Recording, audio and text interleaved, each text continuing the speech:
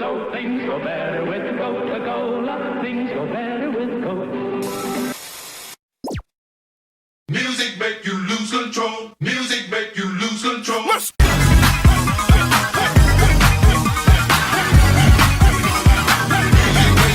In fact, the average American drinks about this many cans of soda a week. I actually got a kidney infection. Diabetes risk factors, trauma, heart problems, breast lumps.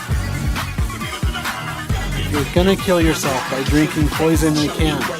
Why don't you do it faster by drinking some antifreeze or some motor oil? That don't stop the chugs, okay?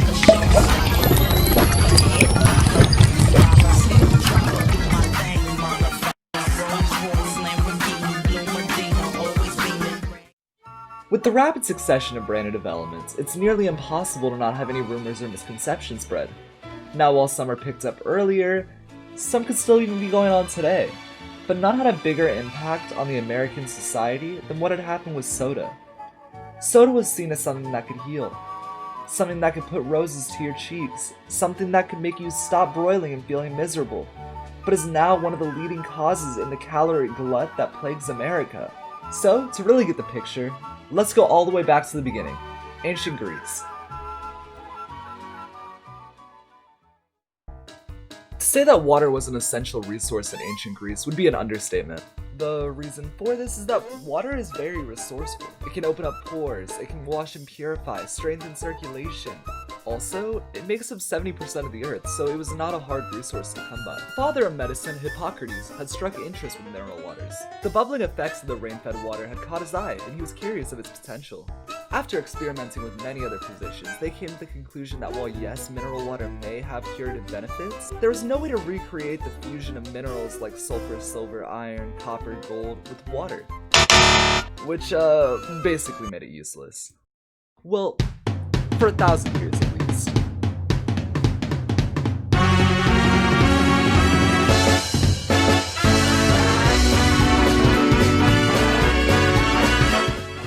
Joseph Priestley was an English chemist from the 18th century. Unusual discoveries were quite usual for Joseph Priestley, and in 1772 it looked like this would remain true. Living next to a brewery in Leeds, Joseph began to notice a weird phenomenon that occurred with the fermenting airs produced by beer.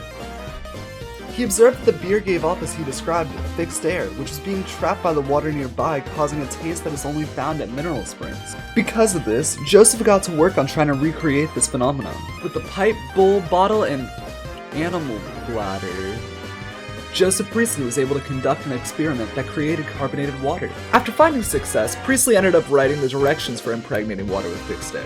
Not only did he go over how he made it, but he also said why he made it, and documented his whole process going through it. Joseph ended up sharing his project with James Cook, as he thought it might have been able to cure scurvy. Even still, this was only speculation, and there were still many unknowns pertaining to carbonated water.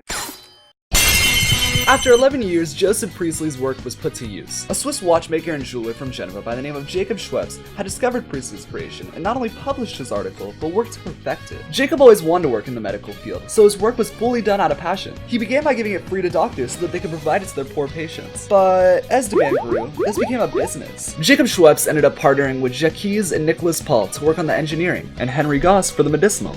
With the work of these four, Schweppes became a household name, and the idea of carbonated water spread globally. The United States ended up sprouting many of these well-known businesses. Charles Hires mixed over 16 wild roots and berries to create Hires root beer in Philadelphia. Charles Alderton sold Dr. Pepper in a pharmacy in Waco, Texas. And after the passing of the 18th Amendment, which prohibited all use of alcoholic beverages, John Pemberton turned his pain medicine into Coca-Cola. Even through all the diversity of these businesses, they all kept one thing similar. This was a medicine, which could only be further from the truth.